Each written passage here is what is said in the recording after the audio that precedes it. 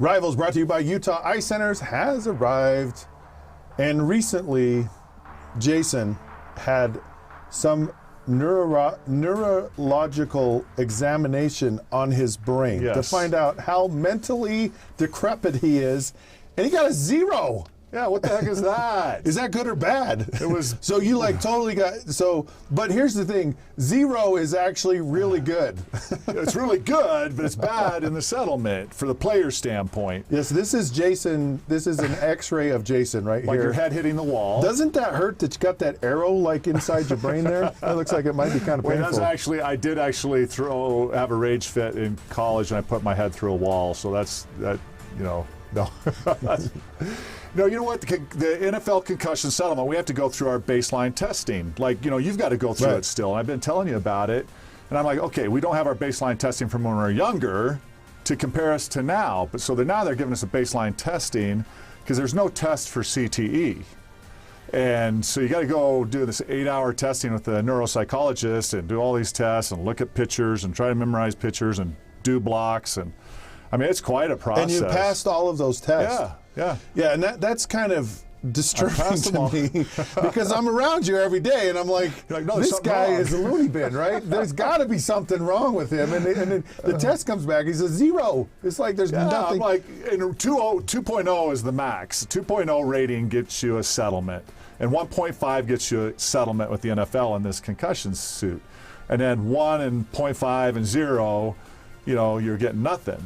Right, for all the years we played, all the damage we all take on, and I got like 0. And then even worse than that, they told me I got a invalid test, like meaning it showed like you weren't trying hard enough. Like I wasn't trying or something. And I'm like, well, you're trying to fail the test. Yeah, it's like you can't even try to fail the test and fail the test. I'm like, how do I get like all these 0s, you know, perfect ratings or whatever on the test, and then you give me an invalid? I mean, it's all this mumbo jumbo, you know, process. I mean, the only good part of it was the neuropsychologist himself. He was really good. You need to interview you and talk to you. So your concern is, well, this is where I am today. Yeah. But how I was, you know, 20 years ago was probably a whole lot different than now.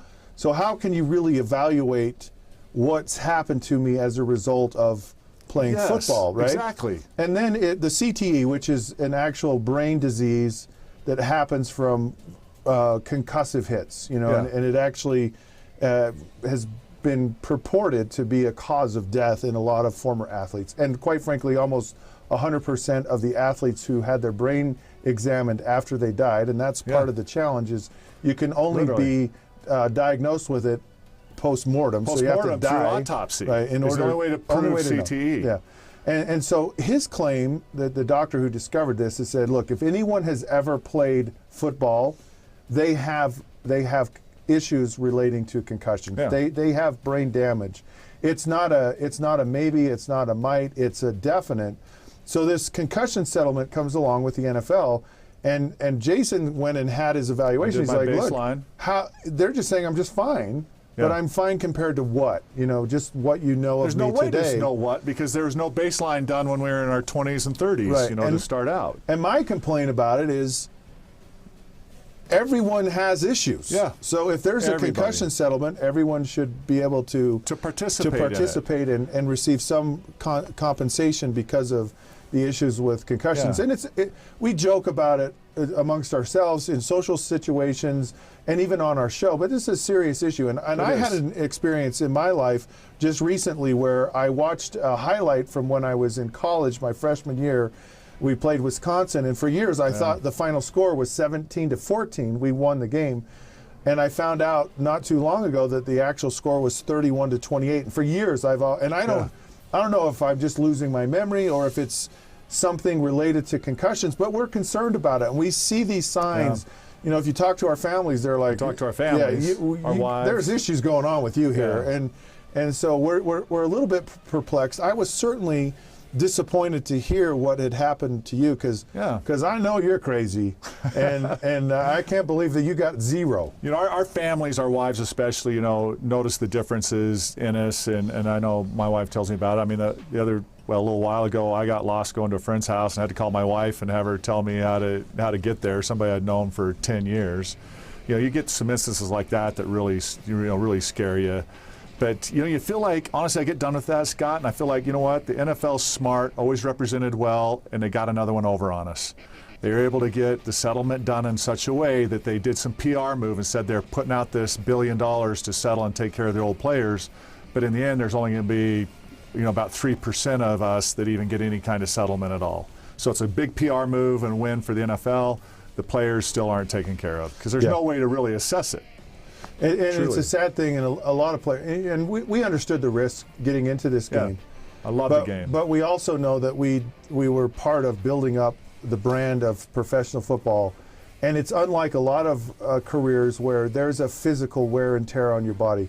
I know I've talked to numerous guys that have so many issues as it relates to the game.